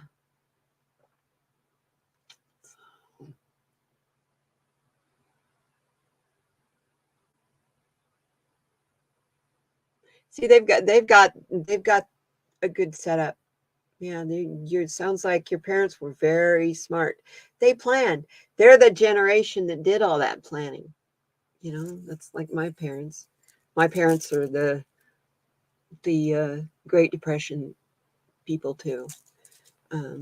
Yeah, my father, up until about a month, 6 weeks before he passed away, he was still puttering around out in the yard, and he used to like to buy Volkswagens and Carmen Gias and the little fiberglass camp trailers, casitas and stuff. And he'd buy used ones and clean them up and fix them up and resell them. And then that's what my mom and dad would go out to dinner on, that money. So he didn't have to use his retirement money for that. Ooh, your dad's retired, is Air Force 23 years. Yeah. Cool. That's something I respect. I have never lived in a town that didn't have an Air Force base in it. Davis-Monthan. I'm in by the way, Blue Rose, and those of you who are new here, I'm in Tucson, Arizona. So I have Davis-Monthan Air Force Base. We have the largest airplane graveyard. They call it the boneyard. Out here. There's acres and acres and acres of jets, B-52s, jumbo, the big, troop carrier, tank carrier shit. all stored out here. And when we're at war, it goes, it's gone. Really fascinating because it all looks like it's stuff that needs to be torn apart. Whitewash on the windows. And that's just, they're just mothballed, ready to use. So, yeah, this is the home of the A-10 fighter jet. Let's see, I'm trying to think. I think it was Clinton tried to get rid of the A-10.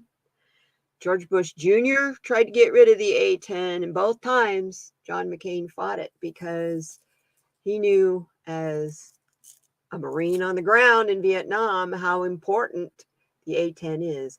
It is the only jet that can come in really fast, really low, and be very accurate with their guns.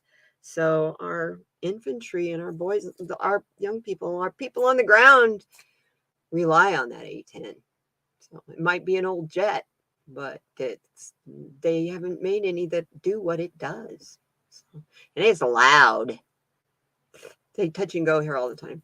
It's really funny because I'm so used to hearing airplanes in the sky. On Thursday, I had Dr. Gale on from Skywalking with Moon. And she was talking, you're in Arizona. What do you see up in the sky? And I'm like, well, I've seen lights moving around up in the sky. I don't pay any attention to them. I live in an Air Force town. There's planes and stuff going all the time, but not at 2 o'clock at night. So I will go at 3 o'clock in the morning when I first get up at 3 a.m. Yes, I get up at 3 a.m. every day. When I first get up at 3 a.m., I make a point of going outside for a little while. Put my coat on. Right now, I can put my coat on. Summertime, it's beautiful. I can sit out there. It's so nice and warm. But put my coat on, and I sit in my glider with my head back because it's all padded and cushioned, and just watch the sky. And wish that I was up in the mountains somewhere where I could really see the sky, because we have all the lights down here in the city interfere. But those stars are awful bright in the Arizona desert sky. It's beautiful. But yeah, I've seen weird lights. They happen here. I don't know what to say. I did in a lucid dream. I was kind of like half awake, half asleep, and was getting ready to meet this person in this dream state. And I was nervous about meeting this person. And then I heard a voice tell me, you don't need to be worried about meeting me. Why would you be worried about meeting me? And I turned around and looked, and there was this person standing there in a blue, like, spacesuit, like,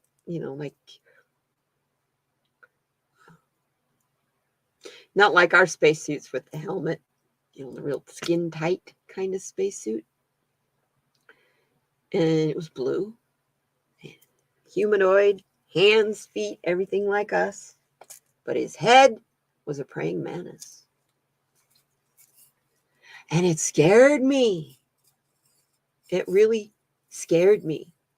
And it haunted me for quite a while. And then I was watching Scott Allen, Spiritual Essence, and Andrea were doing their mystery theater and got to talking about the manted aliens. And I was like, is that what I saw? That has to be what I saw in my dream.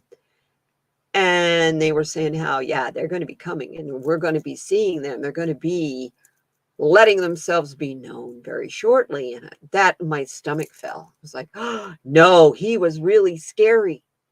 So then I started, talking to my guides about it. And it's like, what do I do? What do I do? And I pray about it and stuff. And Master Jesus came and he told me, you need not worry. They are a hunter race. They've been here for thousands of years. They have always lived among you. And I was like, oh, they're a hunter race and they've always been here, lived among me. The next day, I'm sitting out in my glider enjoying the flowers and stuff out there. And I look on my snapdragons, And there's all these little teeny tiny itty bitty cream colored baby praying mantises.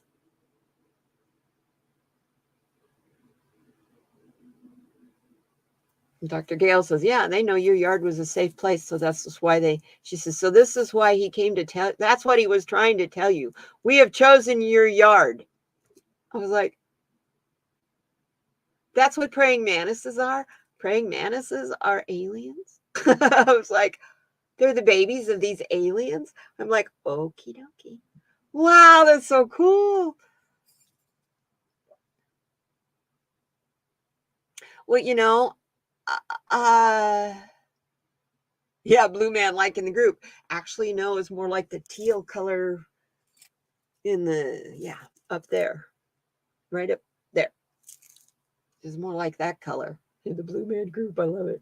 Oh, I'm not afraid to tell. I've told many an entity to get the heck away from me. You do not have permission to bother me now. Go away. And they go. They will. Isn't that crazy? I know. I was like, whoo. When she told me that, I was like, okay, so I saw an alien and they had babies in my yard.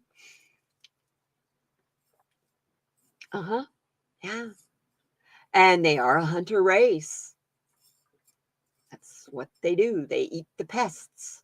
So then it makes me wonder, well, how many other insects on this earth are not from this earth like that, And then I start watching shows about, well, they're saying now that life on this earth didn't start here anyway.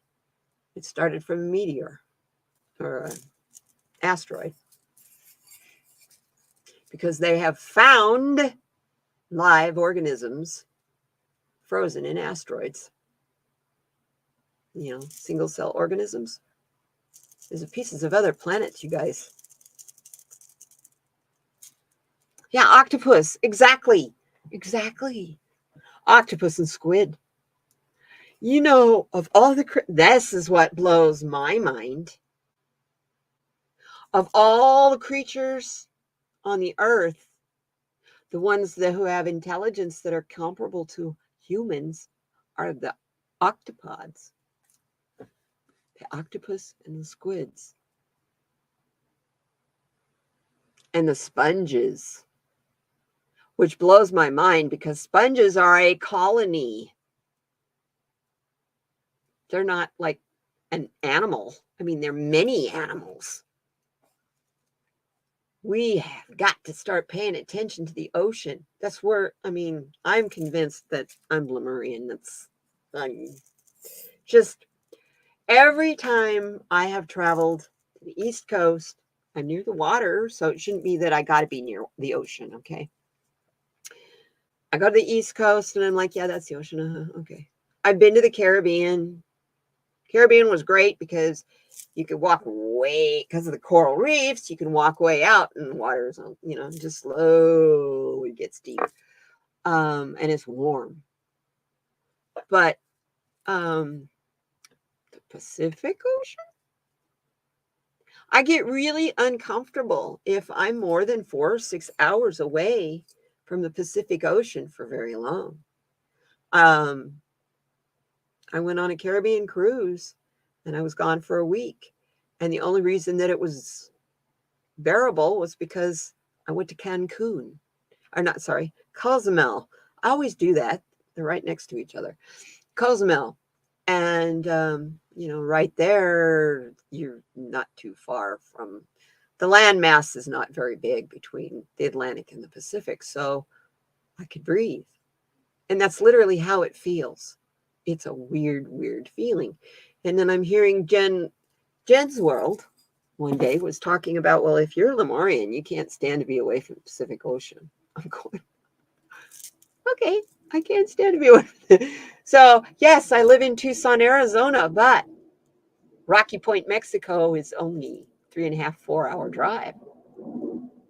That's the Gulf of California, Puerto Penasco. That's where all the college spring break people go around here because it's so close. And I'm gonna come right out and say this. I want an open border with Mexico. Okay. I love the Mexican culture and the Mexican people. And I think that if Canada, the United States, and Mexico all work together as one, kind of like the EU, look what we boundaries and borders, and if we work together, we all prosper instead of just a few. It's that I like how we're all kind of getting out of that mentality of the 1980s of everybody wanting to be dynasty rich. The Reagan era. That's when all this shit started. That's when Donald Trump became famous. Donald Trump was a single young man, the most eligible bachelor in the world. Ugh. Sorry. That Donald. I couldn't stand him then. I was like, he's not even good looking. Look, he looks like he's gonna kiss you all the time. Yeah. Sorry. He always looked like he was pouting.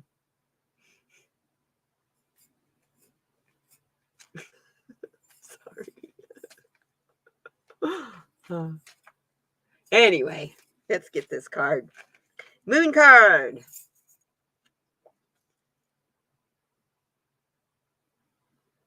Here we go about flow again. I love it.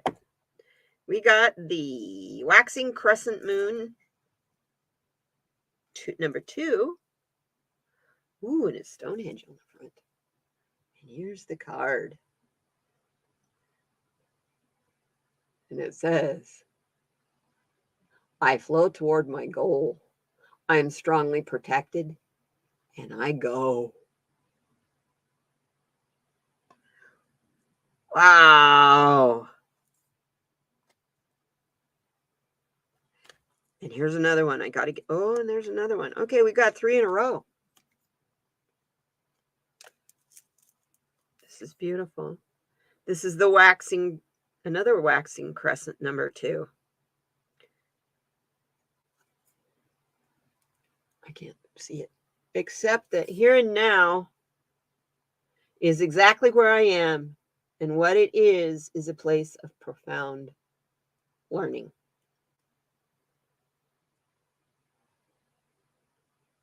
Isn't that pretty? Excuse me while I turn on a better light. There we go. I accept that here now is exactly where I am. And that is the place of profound learning.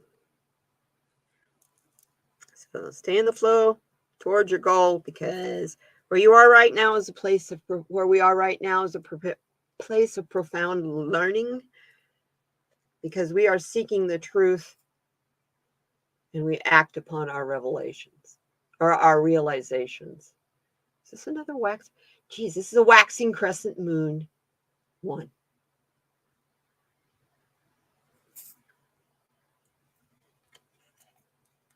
My goodness. Yeah, I do too. I love Stonehenge. Hey, there's Stonehenges on every continent.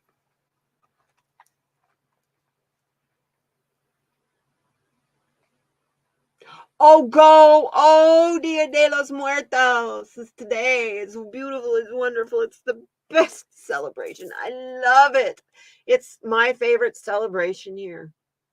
It's the largest unmotorized parade in the United States. Is our Dia de los Muertos parade here. Anyone can walk in the parade. All they ask is that you paint your face. So you can paint your face like a skeleton, like a sugar skull. You can put a butterfly over your eye. Paint a patch on your eye. Just paint hello across your face. That's all they require. It's just, yeah, I just love this time of year. I love it when the veil is close and I can be close to my loved ones. And all my ancestors. All those people that have all their hopes in me. And now they have the answers for me too. So we are at the 2-hour mark, you guys. So I am going to give us our therapets message to send us on our way today. This has been a really good. I love the cards today. Powerful energies today. It's been a beautiful day. Thank you so much for being here, all of you. I love you guys. Okay, I'm using this giant deck. It's one of my favorites. We use it every week. So. Oh, I love it. And I just pull a card out of the middle of it. That's what I do every day with these cards. We got ourselves a lovely ginger cat. You are important. You matter. Never forget that. Especially to me. You are important and you matter because you're here with me. You've given me your time, and your time is valuable. And I so recognize, respect, and appreciate that. You guys, thank you. Be kind to one another. Be kind to those that aren't kind to you. That's going to be really hard the next few days as we go through election day and stuff. But also know I am always here for you. If you need to get a hold of me, do it through the community page. You can leave me a message on any of my posts in the community page. Or if you're on Instagram, you can always direct message me there. And my email address is in the description box. So if you go to the About section on my channel, you'll find pretty much everything you need to know. So I thank you guys so much. Be kind and gentle to yourself. Like we were talking earlier about integrity and common decency and being kind and gentle. Be kind and gentle to yourself. Yes.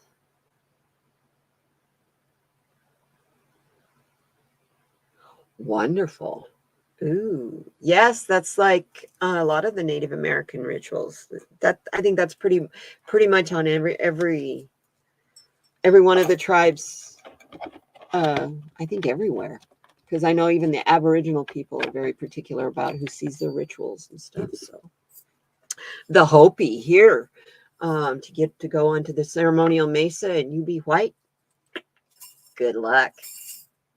Good luck. You got to be half Hopi or a blood brother or blood sister. They won't let you up there. You can't even see the ceremonies. So I love you all. You have a wonderful day. We'll see you. Have a better weekend, and we'll see you tomorrow night with Medium Kim. We'll have a good time. Thank you guys for coming. Take care.